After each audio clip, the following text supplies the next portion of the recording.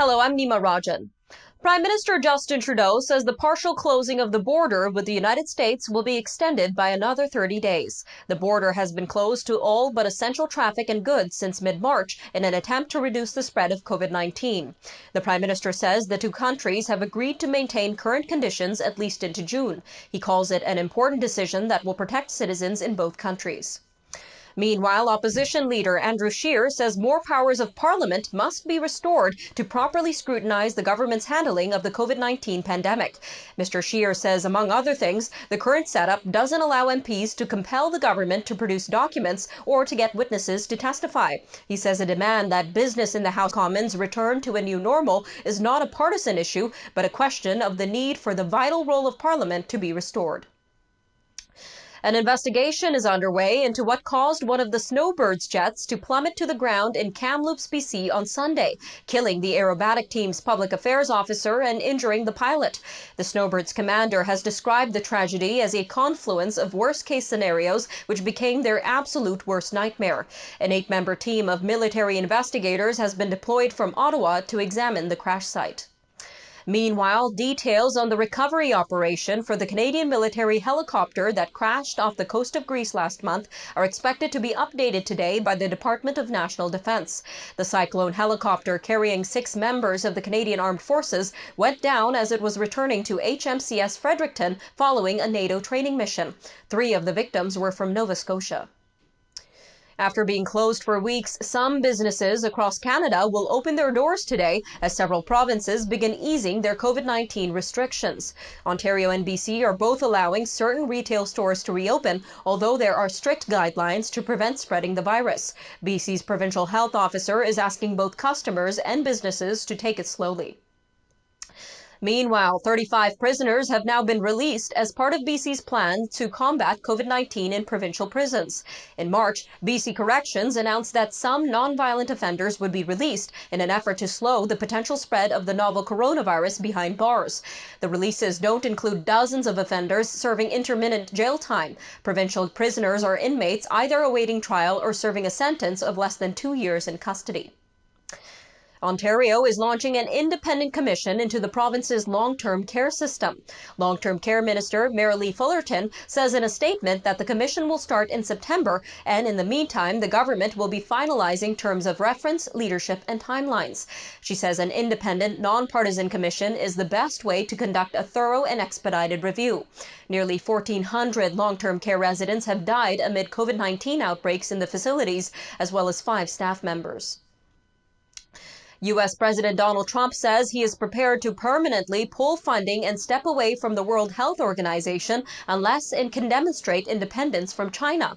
President Trump has blamed the WHO for helping China hide the extent of the COVID-19 outbreak in the country, adding that it gave the U.S. lousy advice. Several countries have backed a broad call for a closer look at the pandemic spread. Well, for weeks, U.S. President Donald Trump has been pushing a malaria drug as a potential COVID-19 cure and says he is now taking it himself.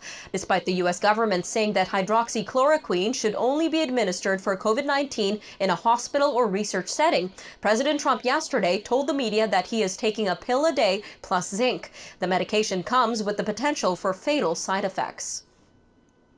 New York City Mayor Bill de Blasio says racial and economic disparities in COVID-19's impact have presented a challenge in fighting the virus.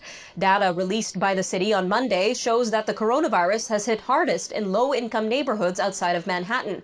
The data shows that Black and Hispanic New Yorkers were more than twice as likely to be killed by the virus as white people. Mayor de Blasio said that the city has increased testing and outreach in communities most affected by the virus. China supports an eventual review of the global response to the coronavirus pandemic, but not an immediate probe as Australia and others have proposed. China had long rejected the idea of an investigation into the origins and response to the pandemic, but its attitude appeared to soften at the World Health Assembly on Monday. Today, the Foreign Ministry spokesman said that the Chinese would agree to a probe after the global epidemic is under control, summing up experience and making up for deficiencies. An influential group of British lawmakers have accused Prime Minister Boris Johnson's government of failing to conduct enough COVID-19 tests. The Science and Technology Committee says testing capacity has been inadequate for most of the pandemic so far.